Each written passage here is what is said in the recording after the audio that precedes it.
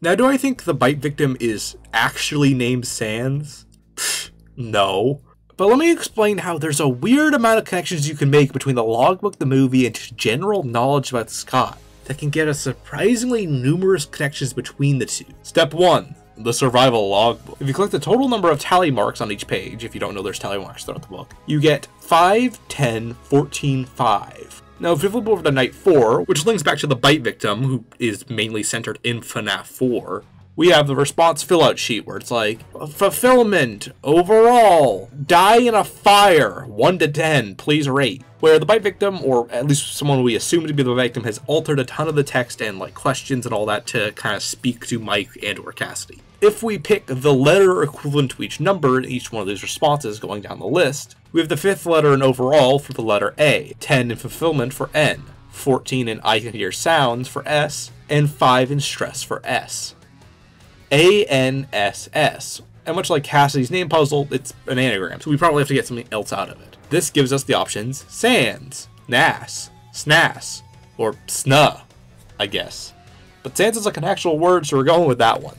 Furthermore, SANS and the bite victim have the same color palette, but their clothes are just flipped. SANS has a blue jacket with black shorts with gray stripes, or white stripes depending on the render, but it looks more gray, debatably. It's up to you. Whereas the bite victim has blue shorts and a black shirt with gray stripes. Both have black square eyes. In fact, their overall builds and designs are pretty similar. Not to mention, they both speak in white and have a taller older brother who they spend a lot of their time in the story with, even though they have some of their own alone time. Granted, the bite victim doesn't exactly like spending time with his brother, but Not to mention, the timelines actually surprisingly add up.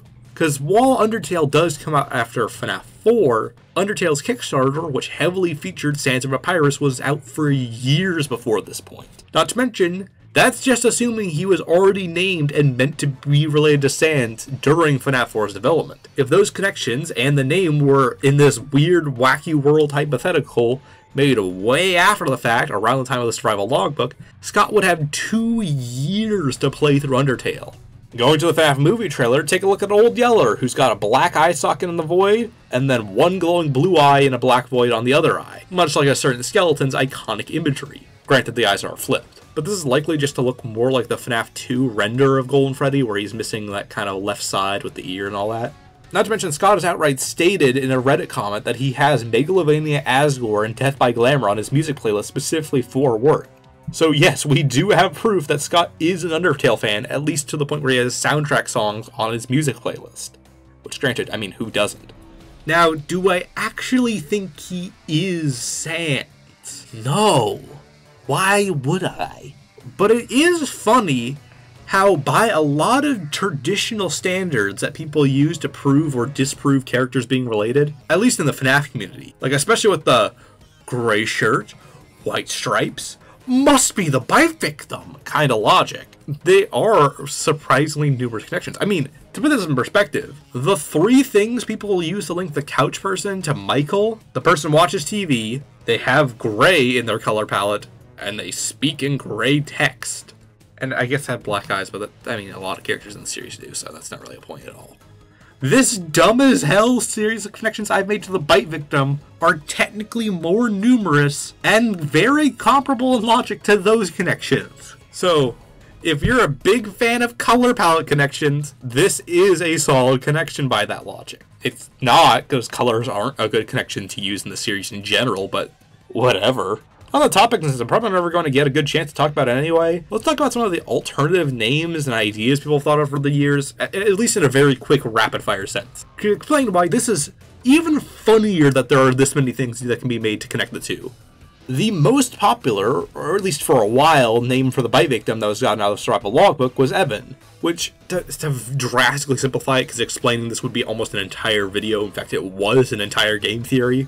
Basically, they found a not too complex way of extracting the first 3 letters EVA, and then it's like, well, only Evan really makes sense for a boy's name, so it probably has to be N, and they kind of just finagled the way to get the letter N out of the logbook that was very different from the others. And the kind of conclusion was, wow, that's not really that solid, but also this is probably the closest we've ever gotten so far. And then there's another level of finagling to all of this, which was that people were arguing that in the story, the real Jake from Fazbear Frights his dad is named Evan, and his dad's older brother is named Michael, who is described as being robotic. So people are saying, a robotic guy named Mike having a younger brother?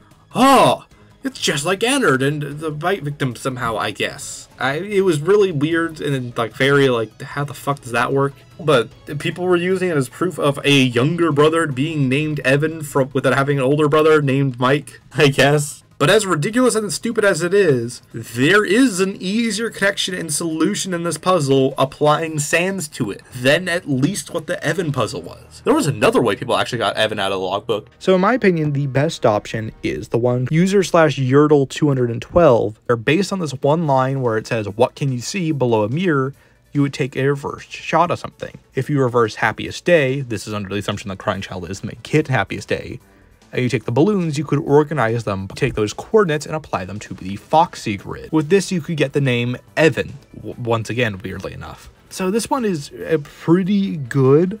If Cassidy's ever confirmed to be the kid in Happiest Day, which is, I'm not saying they are, but if this ever does, then this is a completely random and arbitrary logic jump we have no reason to make. And also, the crying child says earlier in the logbook that he can't see, so this also doesn't really work there. And also, it's really arbitrary to pick which color represents which coordinate. Like, why would the 5 blue be 5, 1 instead of 1, 5, for example? I guess you just have to pick the version of coordinates that work, you know? And you kind of have to do that for every single combination you could think of. And also, the main point of getting the puzzle is done outside of the logbook, unlike Cassidy, which was done entirely within the book. It's solid, but it's still pretty flawed in many ways. But like I said, I think this is the most creative and probably the best solution that gives us an actual name. As comical as it is, SANS is technically done entirely within the logbook. You just get extra evidence by going outside of it. Like, I actually did try going to the Foxy grid and, like, trying to fill it out and then trying to mirror it to see if I could apply the 5 tally marks anywhere. But I didn't really get anywhere with this. Who knows, maybe you can. One of the sillier ones that I've always found interesting was that his name would be Jeremy, just because Scott has a running detail of having people named Jeremy have face trauma. This one's pretty easy to explain, so I'll just go over it really fast. So you have Jeremy in Help Wanted, who slices his face off with a paper guillotine slicer. You have Jeremy, the ghost kid who possesses Bonnie, who is missing his face in FNAF 2.